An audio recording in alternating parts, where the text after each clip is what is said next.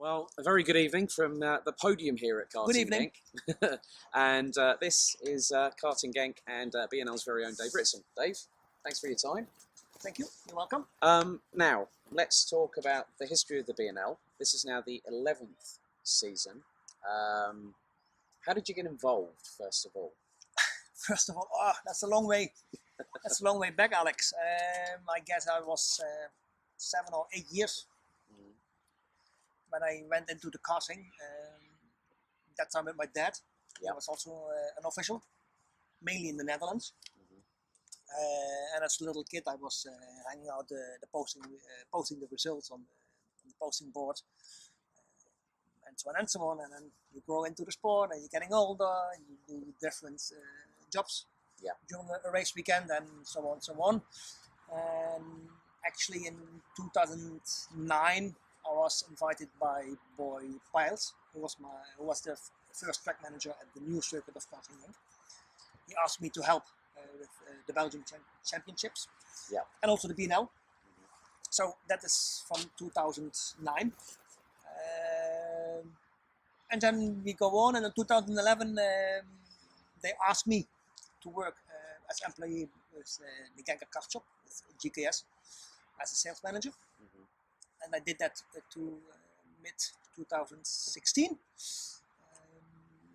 Take 6 months off, and from 2017 I'm the new Boy Piles. I'm the track manager, responsible for the track, and also for organized race, BNL, the National Arms races, CRK races, the German Championships, who will also come later in August this year in Genk. So that's, in short terms, how I get involved in karting. So we had a great 10th anniversary year last year. Yes. And of course, it finished with the fantastic BNL Rotax Golden Trophy last November. Yes. Where we almost perfect. Almost perfect. Almost perfect. There's always room for improvement. I can tell you from this man personally. Some lights, perhaps.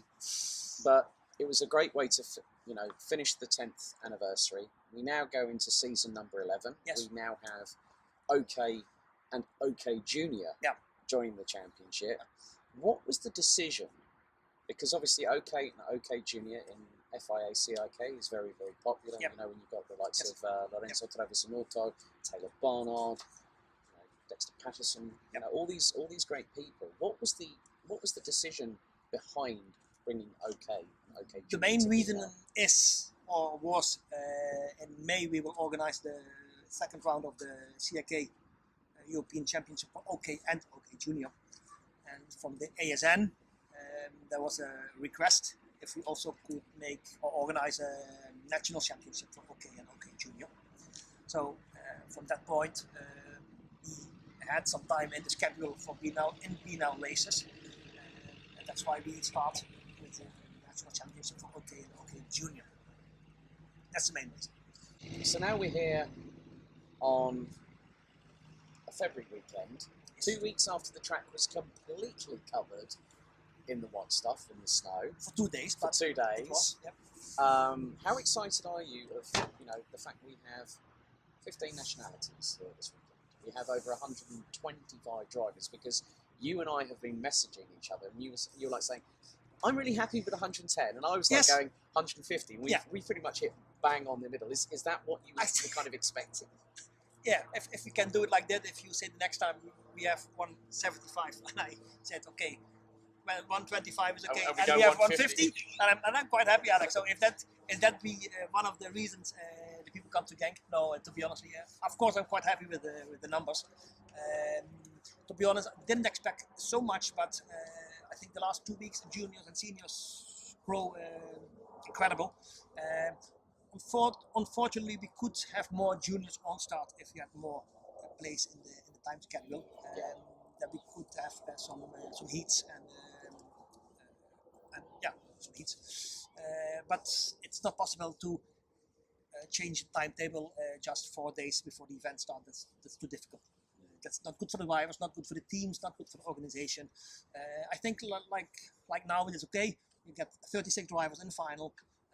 Everybody can drive the final, so we don't have to send anybody home. So in that case, I think we made a good solution. On the other hand, if it will grow like now, we will foresee for sure for junior heats and sessions in the championship. Okay.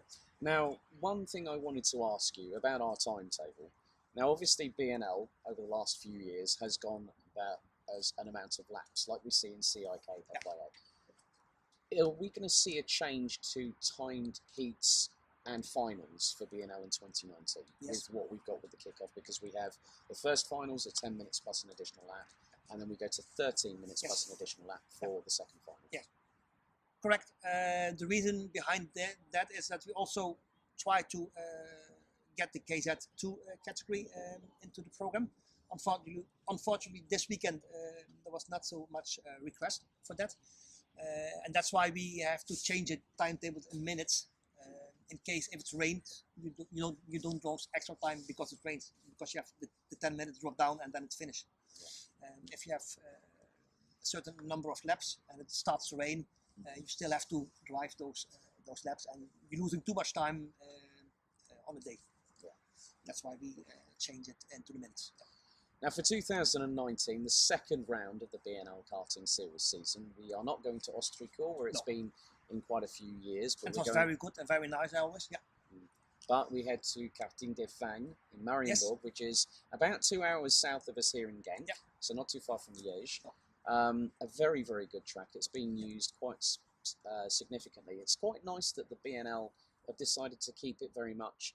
It is a Belgian national championship, and there is another premier facility alongside karting Genk. If we had a third circuit like Genk and Marienburg, we had 3 different tracks in the program, but unfortunately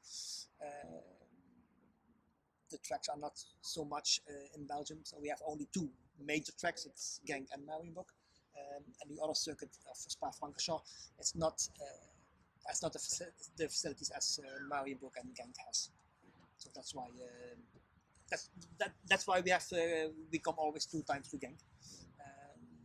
And the third time for obviously the kick-off as well. Yes, but that is traditionally we start the season opener for two-stroke races in Genk with the kick-off. Now, this weekend is a very special weekend because, of course, we made the big announcement earlier on, myself and Cohen Lemons, about the Peter de Wit Fair Play Trophy, which I think is a very good initiative that you and I discussed at great length. I think Cohen said it was very much applauded and was very, very good. I mean, how have the family reacted to what we have done? Have you told them, or have you sort of said to them? No, and I didn't tell them directly, but I spoke with the head of the marshals, Jean Zwenne, that we had an idea to honor Peter de Wit for all his work, all the years on track. He was not only during the races on track, he was also during the weeks helping out to maintenance the circuit. But I could always call him, and it was very nice to work with him. But unfortunately, he passed away in January. But of course, for those that may not have already seen the announcement, the Peter de Wit Fair Play Trophy will be based on 2 major bits of criteria. First of all, it's about your sportsmanship on the circuit as a driver, but also your sportsmanship off the circuit. We were discussing this earlier on today, so the criteria is getting your tyres scanned on time, making your driver briefings on time, doing everything right. And obviously we're going to open this up to the public to get them to vote. So we've now decided on the format that there will be a different winner from now on at every single round of the Peter de Wit Fair Play Trophy, and I couldn't think of a better way to honour his memory. But the kick-off, there's a lot happening here this weekend, Dave.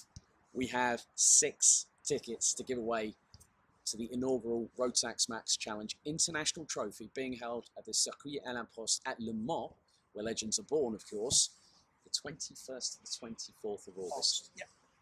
This is exciting because every Rotax driver not only has this chance to go to a fantastic facility in Le Mans, but also has a chance to get a golden ticket for the 20th anniversary Rotax Max Challenge Grand Finals in Napoli, in Sarno, in Italy, not too far off Mount Vesuvius of all places. That must have been a really good initiative when the news was broken by BRP Rotax, and I think it was at the Offenbach weekend. Yep. I think it was around about that sort of time. That's a really good initiative for the drivers, you know, where they have to think, do I want the free BNL Karting Series season, or do I want to go to Le Mans? It's very much a 50-50 chance, isn't it? There might be some might go, well, I'd love to go to Le Mans, but I want to save myself a few euros. That's it. That's it. Yeah, it's up to the driver what he wants. Will he be runner-up and he gets the free season from BNL, or he wins and he goes to Le Mans? Yeah, that's for the driver. So I think at the end it's good that we, as an organization, support the race at Le Mans, organized by Rotax.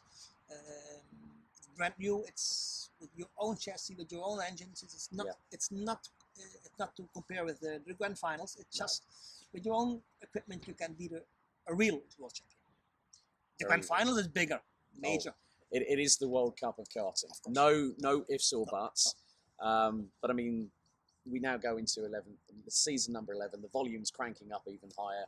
The Rotax roar is going to roar around the hallowed halls of Karting Gate once again. Are you excited about this season? Because obviously, as your official commentator, thanks to him announcing it by the RACB Belgium Max Challenge Facebook page last October on the Saturday of the final round for 2018.